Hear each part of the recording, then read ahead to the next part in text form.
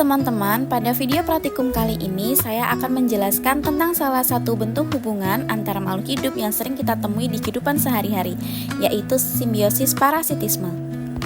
Simbiosis parasitisme merupakan hubungan antara dua makhluk hidup di mana satu pihak mendapatkan keuntungan sementara pihak lainnya justru dirugikan.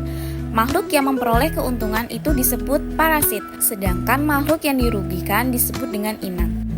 Hubungan ini banyak terjadi di alam, bahkan mungkin sering kita lihat tanpa sadar dalam kehidupan sehari-hari. Untuk contoh yang pertama yaitu kutu pada anak kecil. Kutu biasanya hidup di rambut atau kulit manusia dan menghisap darah sebagai makanannya. Akibatnya kulit kepala menjadi terasa gatal, muncul luka kecil, dan anak menjadi tidak nyaman. Bahkan kadang terlihat banyak telur kutu yang menempel di rambut seperti pada video ini ya teman-teman. Dalam hal ini, kutu mendapatkan keuntungan karena memperoleh makanan dan tempat tinggal, sedangkan manusia dirugikan karena merasa gatal dan bisa mengalami iritasi kulit. Contoh kedua adalah mangga yang ada ulatnya. Ulat ini biasanya berasal dari telur serangga yang menetas di dalam buah. Setelah menetas, ulat akan memakan daging buah dari dalam hingga buah menjadi busuk, berlubang, dan tidak bisa dikonsumsi. Ulat diuntungkan karena mendapatkan makanan dan tempat tinggal, sedangkan pohon mangga dirugikan karena buahnya rusak dan kehilangan nilai guna. Selanjutnya ada tumbuhan putri malu yang menempel pada tumbuhan lain sebagai inangnya. Putri malu hidup dengan cara menyerap air dan zat hara dari tumbuhan lain.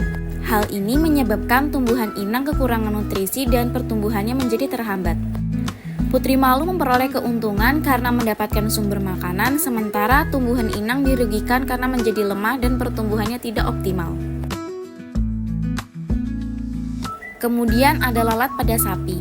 Lalat sering hinggap di tubuh sapi dan menghisap darahnya. Selain menyebabkan rasa gatal dan gelisah, lalat juga bisa meninggalkan luka kecil yang dapat menimbulkan infeksi. Akibatnya sapi tidak nyaman dan kesehatannya menurun, sedangkan lalat mendapatkan makanan untuk bertahan hidup. Setelah itu ada juga nyamuk yang menghisap darah manusia. Nyamuk betina menghisap darah manusia untuk mendapatkan protein yang diperlukan dalam proses pembentukan telurnya. Meskipun nyamuk hanya mendapatkan sedikit darah, tetapi manusia dirugikan karena merasa gatal, kulit menjadi bentol, bahkan bisa tertular penyakit seperti demam berdarah atau malaria.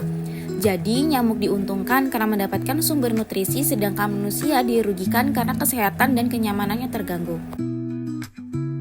Dari berbagai contoh tersebut, kita dapat menyimpulkan bahwa simbiosis parasitisme selalu bersifat merugikan bagi salah satu pihak. Meskipun kedua makhluk hidup ini hidup berdampingan, hubungan yang terjadi tidak saling membantu dan melainkan hanya menguntungkan satu pihak saja. Demikian penjelasan saya tentang simbiosis parasitisme. Semoga penjelasan ini bermanfaat dan dapat menambah pengetahuan kita tentang berbagai bentuk hubungan antar makhluk hidup di alam. Terima kasih sudah menyimak dan nonton video ini dan sampai jumpa di video praktikum selanjutnya.